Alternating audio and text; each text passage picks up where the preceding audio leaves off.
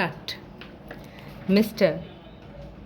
Deputy Chairman, we are discussing a very important bill. When we are discussing this bill, we should devote all our attention on the economic effects of this bill to this country. The original idea of an industry's development and Regulation Act was all right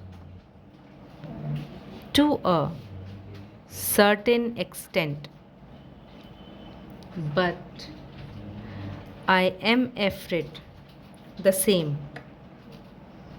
cannot be said of this amending bill, which is giving too much power to the government to interfere in industry.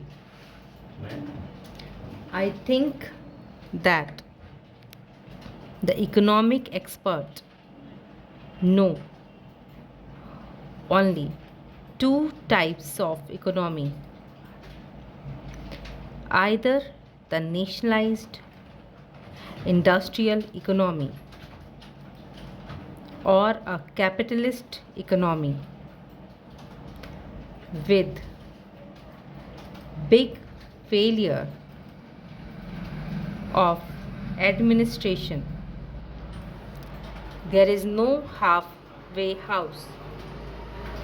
I find that this industry's Development and Regulation Act is entering into a very difficult field. It is almost an uncharted sea, and we are undertaking regulation which, instead of benefiting our economy, may rather ruin it. In a capitalist economy, it is the rule of the survival of the fittest. It is quality and price structure that determines the success of any business. If the management is bad, the business goes down.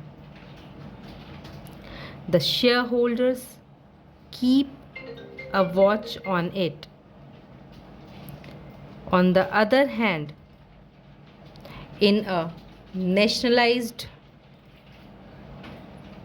industry, in a planned economy, the government thinks of the total requirements of the country as to how many industries are required to produce any particular goods and whether the industries are spread out properly in the various parts of the country.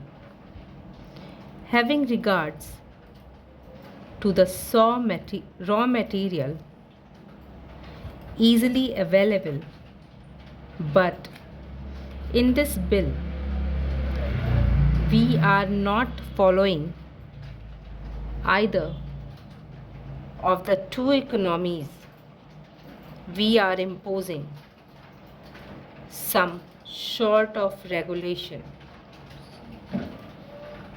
on the industries as they exist at present. Therefore, I submit that this type of regulation, instead of saving our economy, will surely go against any kind of progress.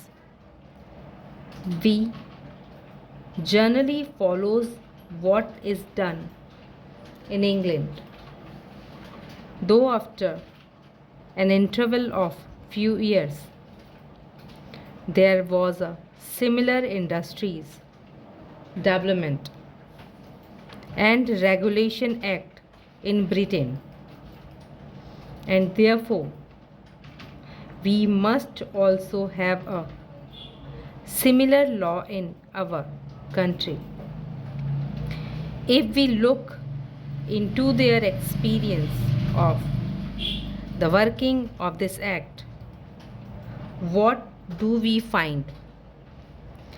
Out of the 4 development council set up in Britain, only one was successful.